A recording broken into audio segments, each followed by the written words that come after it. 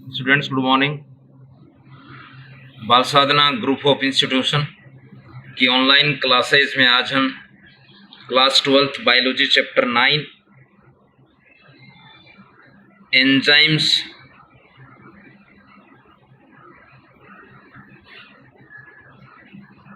में topic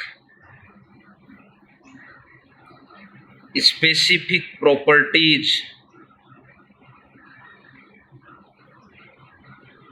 of enzymes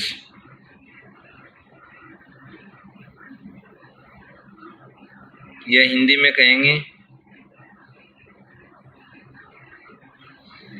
एंजाइमों के विशिष्ट गुण।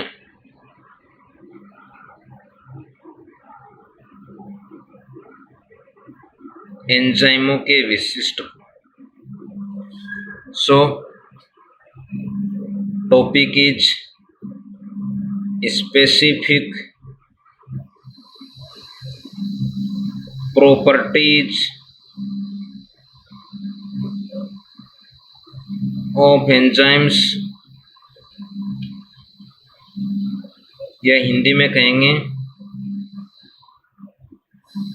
एंजाइमों के विशिष्ट गुण।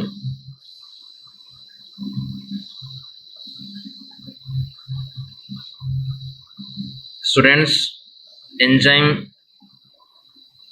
जिन्हें जैव उत्प्रेरक भी कहते हैं, बर्जीलियस ने यह टर्म दिया था। सामान्यतः प्रोटीन प्रकृति के कार्बनिक पदार्थ होते हैं। जैव रासायनिक अभिक्रियाओं में ये सामान्यतः सबस्ट्रेट को अपने सक्रिय स्थल से बाइंड कर सबस्ट्रेट को उत्पाद बनाने के लिए प्रेरित करते हैं। जैसे अगर हम देखें, श्वसन से संबंधित जो भी एंजाइम हैं वो माइटोकॉन्ड्रिया में पाए जाते हैं। 11th क्लास में हमने प्रोकैरियोटिक जीवों में श्वसन स्थल पढ़ा है और यूकैरियोटिक जीवों में श्वसन स्थल पढ़ा है। प्रोकैरियोटिक जीवों में जो श्वसन स्थल है वो है मीजोसोम। यूकैरियोटिक जीवों में जो श्वसन स्थल है वो है माइटोकॉन्ड्रिया। कहने का अर्थ है श्वसन से संबंधित एंजाइम माइटोकॉन्ड्रिया में पाए जाते हैं, क्योंकि यूकैरियोटिक जीवों में श्वसन स्थल माइटोकॉन्ड्रिया है। नेक्स्ट है, यदि हम ये देखें, फोटोसिंथेसिस प्रकाश संश्लेषण, यानी प्रकाश संश्लेषण का अर्थ है प्रकाश की उपस्थिति में खाद्य पदार्थ का संश्लेषण। ये प्लांट द्वारा संपन्न होने वाली एक स्पेसिफिक बायोटिक प्रोसेस है, एक विशेष प्रकार की जैविक क्रिया है जो प्लांट में संपन्न होती है या प्लांट द्वारा संपन्न होती है, दिन के समय संपन्न होती है। ये प्रक्रिया या इस प्रक्रिया से संबंधित जो भी एंजाइम्स हैं वो एंजाइम्स क्लोरोप्लास्ट में पाए जाते हैं, हरित लवक में पाए जाते हैं। तो ये दो बिंदु ध्यान में रखने। श्वसन से संबंधित एंजाइम कहाँ है? माइटोकॉन्ड्रिया में, क्योंकि यूकैरियोटिक जीवों में श्वसन स्थल माइटोकॉन्ड्रिया है। दूसरा है, प्रकाश संश्लेषण से संबंधित एंजाइम कहाँ पाए जाते हैं? हरित लवक या क्लोरोप्लास्ट में, क्योंकि प्रकाश संश्लेषण क्रिया सेल के क्लोरोप्लास्ट या हरित लवक जो कि धोरी झिल्ली से परिबद्ध कोशिकांग है वहां संपन्न। अब इसमें कुछ स्पेसिफिक प्रॉपर्टीज का हम अध्ययन करेंगे आज। फर्स्ट ये देखें हम, एंजाइम्स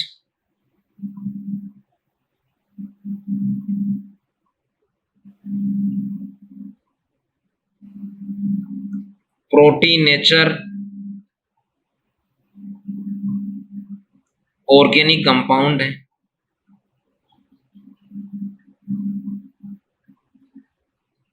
नेक्स्ट है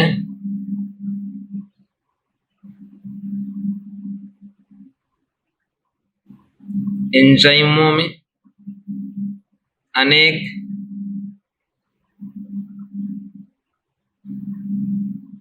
यानी विभिन्न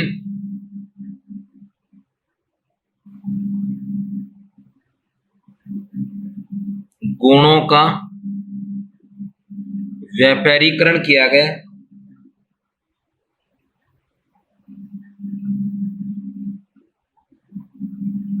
गया। फर्स्ट अगर हम देखें,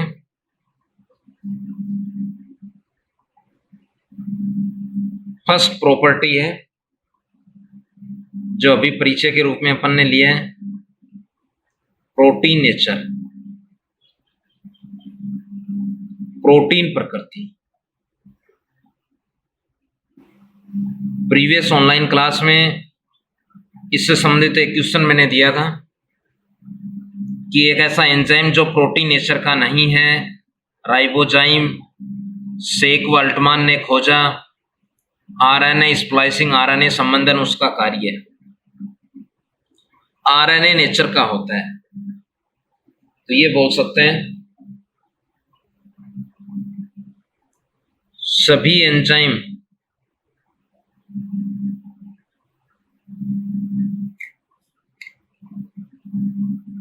रासायनिक रूप से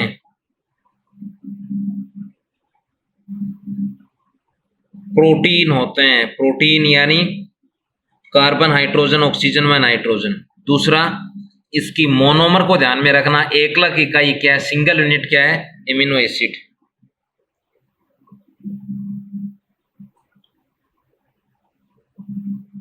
ध्यान ये रखना है, अगर एक कंप्लीट एंजाइम का हम अध्ययन करेंगे जिसे होलो एंजाइम कहते हैं, उसमें प्रोटीन पार्ट भी होता है, नॉन प्रोटीन पार्ट भी होता है। प्रोटीन पार्ट को एपो एंजाइम हम कहते हैं, नॉन प्रोटीन पार्ट को कोफैक्टर कहते हैं। नॉन प्रोटीन पार्ट के रूप में प्रोस्थेटिक ग्रुप हो सकता है, को एंजाइम हो सकता है, एक्टिवेटर हो सकता है, सक्रियक। इनमें प्रोस्थेटिक ग्रुप व को एंजाइम ऑर्गेनिक होते हैं, बट एक्टिवेटर, सक्रियक इनऑर्गेनिक होते हैं, जिसमें कुछ मेटल्स इंक्लूड की गई है। देखो नेक्स्ट है विशिष्टता।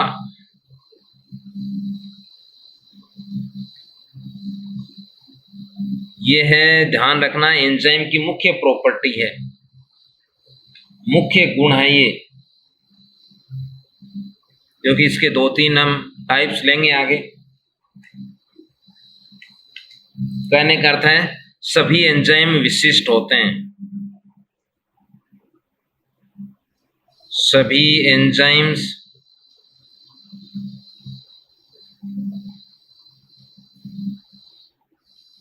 विशिष्ट होते हैं, स्पेसिफिक होते हैं, क्योंकि वो विशिष्ट कार्य संपन्न करते हैं। जैसे कुछ श्वसन से संबंधित कार्य कर रहे हैं, कुछ प्रकाश संश्लेषण से संबंधित कार्य करते हैं। कहने का अर्थ है सभी एंजाइम के लिए विशिष्ट कार्य होता है या विशिष्ट कार्य संपन्न होता है उनके द्वारा। परंतु कुछ ऐसे एंजाइम हैं जो 2 या 2 से अधिक कार्य भी संपन्न करते हैं। देखो नेक्स्ट है एंजाइम विशिष्टता। मुख्यतया 4 प्रकार की होती है। 4 प्रकार की होती है, यानी इनमें जो स्पेसिफिक प्रॉपर्टीज पाई जाती हैं विशिष्टता से संबंधित, वो 4 प्रकार की हैं। फर्स्ट है एब्सोल्यूट, या इसे बोलेंगे निरपेक्ष विशिष्टता। इंग्लिश में क्या बोलेंगे, एब्सोल्यूट। देखो इसका सामान्य अर्थ है कि कुछ विशेष एंजाइम विशेष अभिक्रियाओं को प्रेरित करते हैं। सामान्य अर्थ है इस प्रकार की विशिष्टता में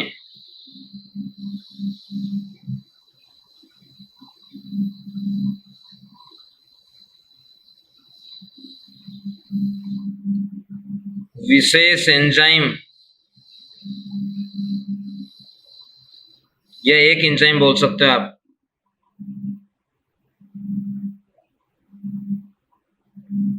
एक एंजाइम केवल एक प्रकार की अभिक्रिया को ही प्रेरित करते हैं या उत्प्रेरित करते हैं। ये लाइन ही मुख्य है। आगे चारों में ये लाइन चेंज होती जाएगी। कहीं में बंध आएगा, कहीं में समावयी अणु आएंगे, कहीं में क्रिया कारक आएंगे। यानी यदि एक एंजाइम या एक विशेष एंजाइम, ये भी बोल सकते हैं, एक विशेष एंजाइम एक ही अभिक्रिया को प्रेरित करे, अन्य अभिक्रियाओं को नहीं करे, उसे या एंजाइम की उस विशिष्टता को निरपेक्ष विशिष्टता कहते हैं। जैसे इसमें एग्जाम्पल है जो हम पढ़ के आए हैं एंजाइम के इतिहास में या एंजाइम के परिचय में। यूरिएज, इससे संबंधित जो बिंदु हमने पढ़ा है वो आंसर देना उसका आपको कि यूरिएज क्या है, किससे संबंधित है। यानी सबसे पहले जिस एंजाइम का क्रिस्टलीकरण किया गया था वो यूरिएज एंजाइम था। ये सबसे पहले क्रिस्टलीकरण किन एंजाइमों ने किया, किन वैज्ञानिकों ने किया था, वो आपको आंसर देना है कमेंट बॉक्स में। यूरिएज एंजाइम द्वारा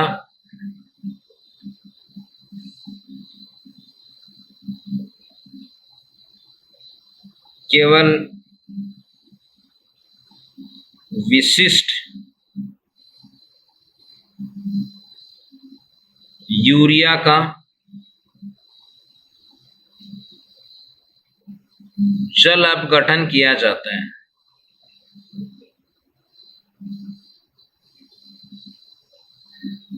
ये तो फर्स्ट है। कहने का अर्थ है एक विशेष लाइन ध्यान में रखनी है आपको, एक विशेष एंजाइम एक ही प्रकार की अभिक्रियाओं को प्रेरित करते हैं। सेकंड हम लेंगे समूह विशिष्टता।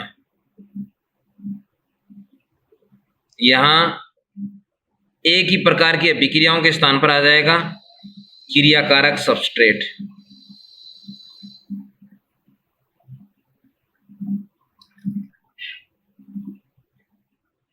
कुछ एंजाइम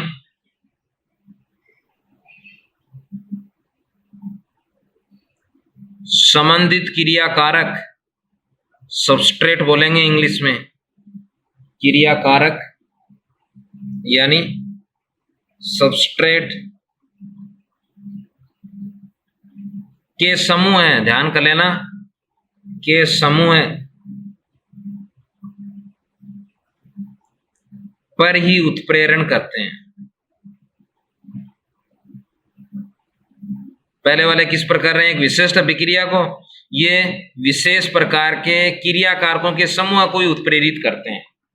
जैसे ये आगे शोषण का चैप्टर हम पढ़ेंगे, उसमें डिटेल से ये बिंदु आएगा। एक एंजाइम ले रहे हैं हेक्सोकाइनेज, हेक्सो आपने पढ़ा होगा केमिस्ट्री में, 6 के लिए लेते हैं, कार्बन संख्या यदि 6 हो तब हेक्स शब्द आता है। ये हेक्सो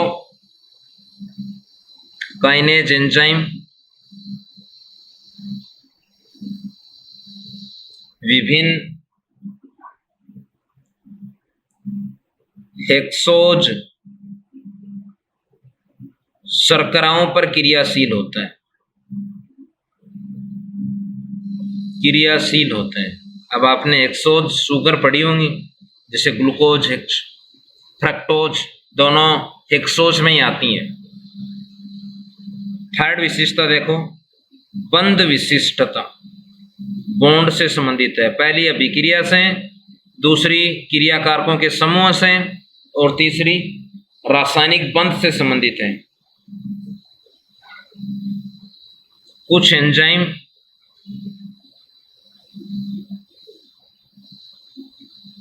एक विशेष प्रकार के रासायनिक बंध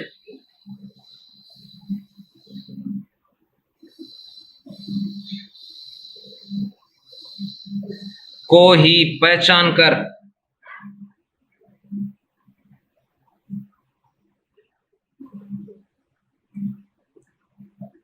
क्रियाशीलता दर्शाते हैं, क्रियाशीलता दर्शाते हैं। इसमें भी देखो एग्जाम्पल है, जैसे ribonuclease enzyme ribonuclease enzyme,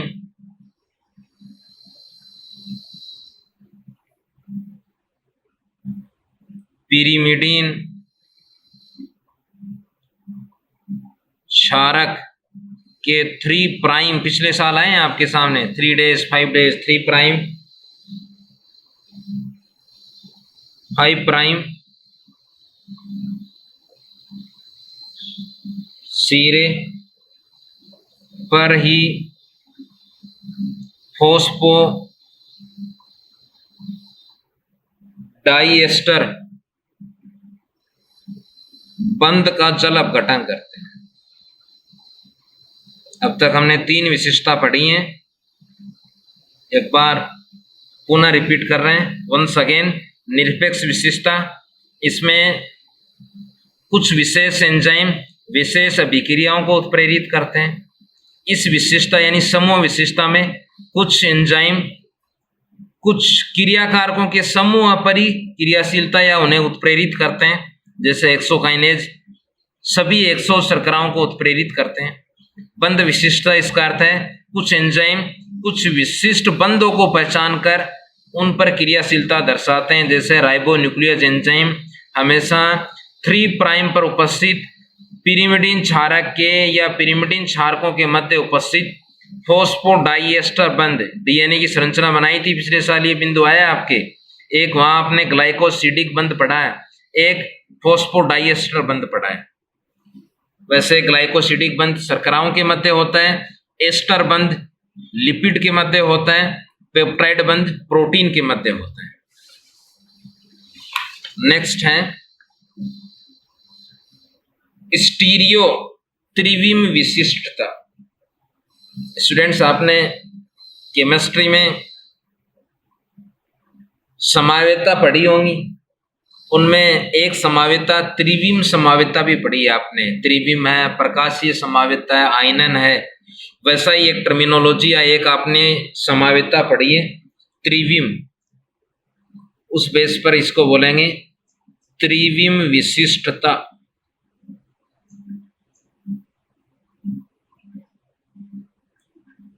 English में बोलेंगे स्टीरियो।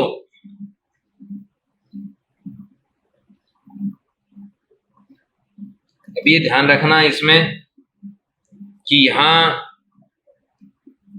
जो एंजाइम क्रिया करेंगे, यह एंजाइमों की जो क्रियाशीलता है वो केवल त्रिविम समावेय पर ही क्रियाशील होते हैं।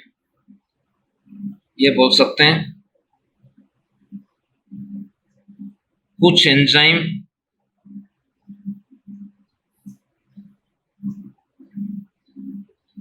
क्रियाधारों यानी क्रियाकारकों, इंग्लिश में बोलेंगे सबस्ट्रेट्स के केवल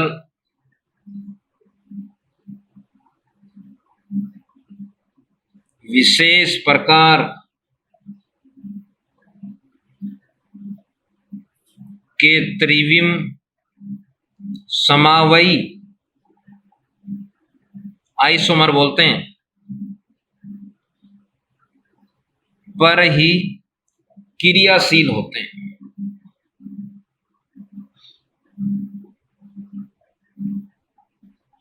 क्रियाशील होते हैं।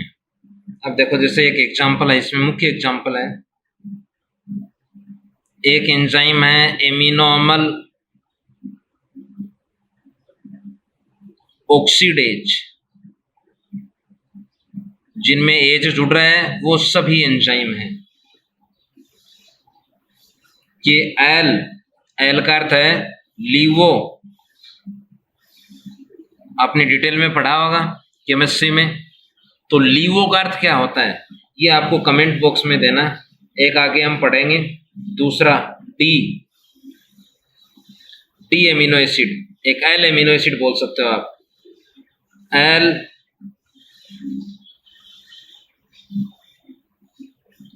एमिनो अम्लों द्वारा होने वाली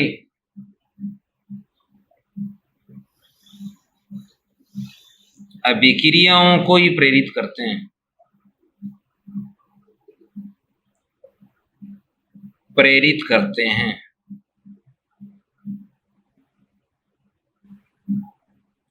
डी एमिनो अम्ल पर कार्य नहीं करते हैं या क्रिया नहीं करते हैं। डी एमिनो अम्ल पर कार्य नहीं करते हैं। कार्य नहीं करते का अर्थ है क्रियाशील नहीं करते, ये अर्थ ध्यान कर लेना। यहाँ कार्य का अर्थ है क्रियाशील। देखो नेक्स्ट है, नेक्स्ट प्रॉपर्टी है। अब तक दो मुख्य प्रॉपर्टी पढ़ी है, थर्ड है आगे ये बिंदु आगे विस्तार पूर्वक हम पढ़ेंगे। लार्ज साइज, वृहद आकार। सभी एंजाइम है, मोस्टली एंजाइम का आकार सबसेट से कई गुना अधिक बड़ा होता है। ये बोल सकते हैं एंजाइम अणु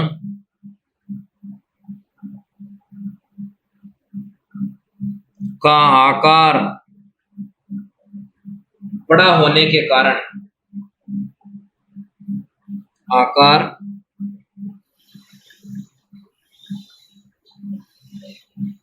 बड़ा होने के कारण अति सूक्ष्म मात्रा में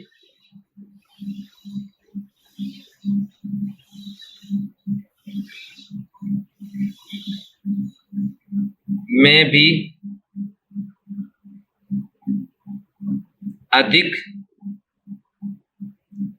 क्रिया कारकों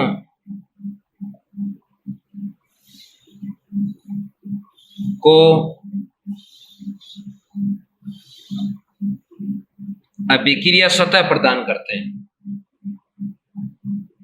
सतह प्रदान कर सकते हैं। देखो कॉमन बिंदु ये ध्यान रखना आपको कि सामान्यतः एंजाइम के साथ सबस्ट्रेट बाइंड होते हैं, वो भी सक्रिय स्थल पर।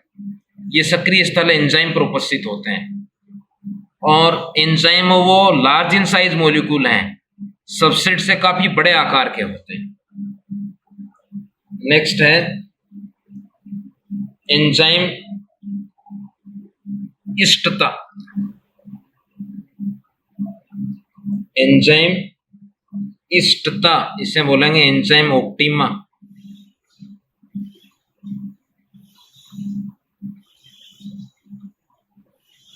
प्रीवियस ऑनलाइन क्लास में हमने टेम्परेचर पढ़ाया प्रभावित करने वाले कारकों में, पीएच पढ़ाया।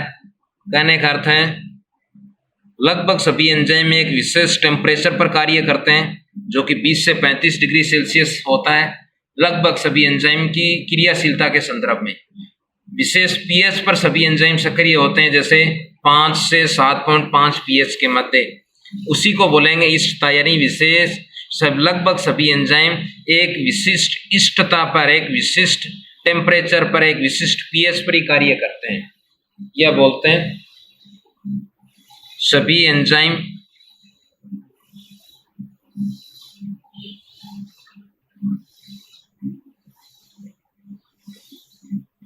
विशेष अवस्थाओं में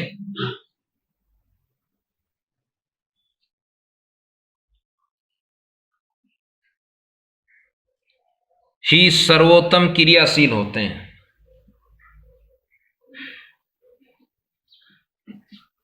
क्रियाशील होते हैं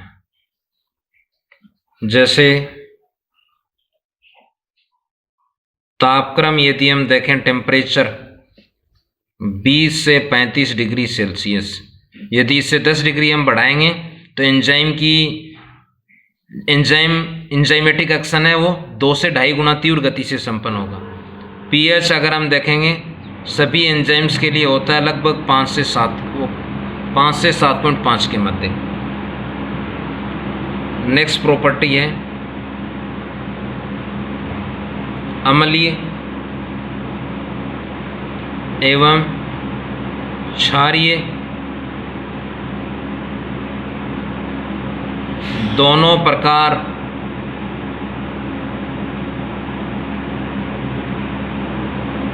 के क्रियाधारों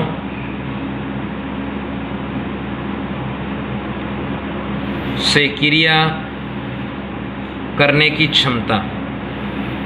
अब ध्यान ये रखना है कि जो सबस्ट्रेट हैं, यदि उनकी पीएच 7 से कम है तो उस सबस्ट्रेट को, उस क्रियाधार को क्या कहेंगे? अम्लीय क्रियाधार। यदि सबस्ट्रेट की पीएच 7 से अधिक है तो उसे क्षारीय क्रियाधार कहते हैं। परंतु एंजाइम है वो प्रोटीन से बने होते हैं, या ये बोल सकते हैं एंजाइम का अधिकांश पार्ट, एक ऐसा फिगर हमने बनाया, अधिकांश पार्ट ये प्रोटीन पार्ट है, ये नॉन प्रोटीन पार्ट है। अधिकांश पार्ट प्रोटीन से बना होता है, यानी प्रोटीन उभयधर्मी प्रकृति की होती हैं, अम्लीय भी होती हैं, क्षारीय भी होती हैं, यानी दोनों स्थितियों में ये क्रियाशील होते हैं।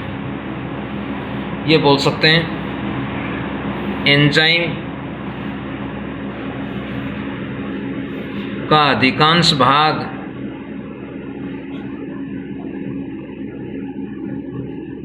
प्रोटीन से निर्मित होता है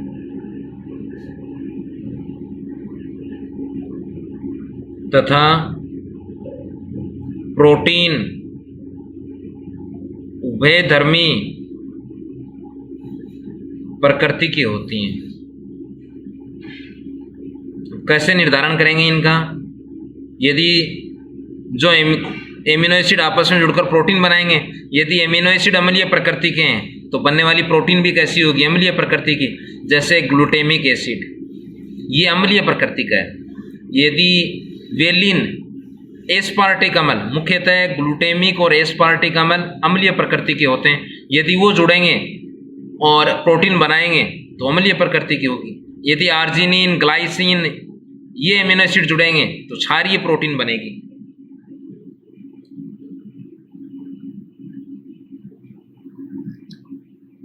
अतः एंजाइम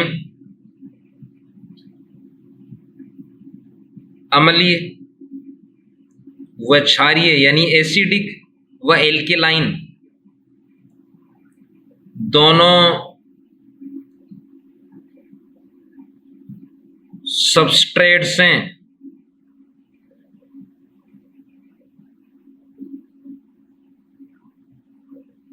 क्रिया कर सकते हैं। ये सामान्यतः है 5th प्रॉपर्टीज। नेक्स्ट है एंजाइम इनहिबिशन। पिछले प्रीवियस ऑनलाइन क्लास में हमने एंजाइम इनहिबिटर के बारे में पढ़ा है, उससे संबंधित बिंदु है एंजाइम संदमन। अब देखो सामान्य अर्थ क्या है?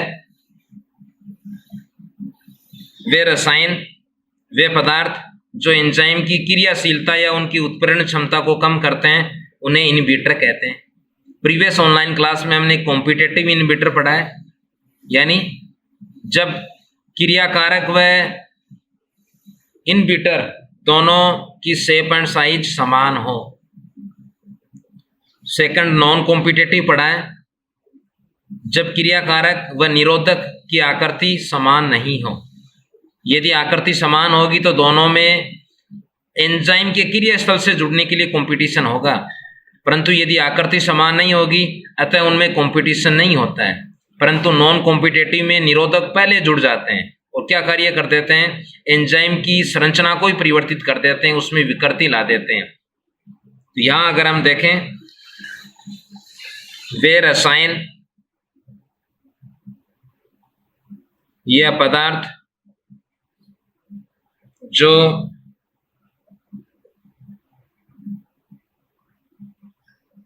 एंजाइमों की क्रियाशीलता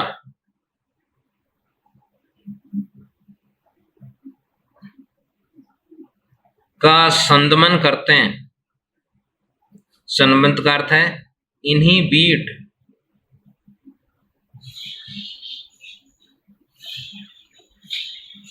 उन्हें एंजाइम संदमन कहते हैं।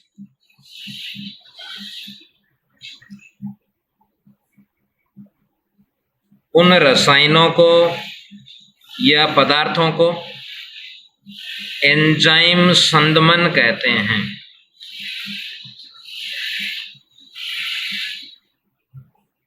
अब देखो इसमें भी दो स्थितियां हो सकती हैं। एक स्थिति ये हो सकती है कि एंजाइम संदमन उत्क्रमणीय या अनुत्क्रमणीय दोनों हो सकता है।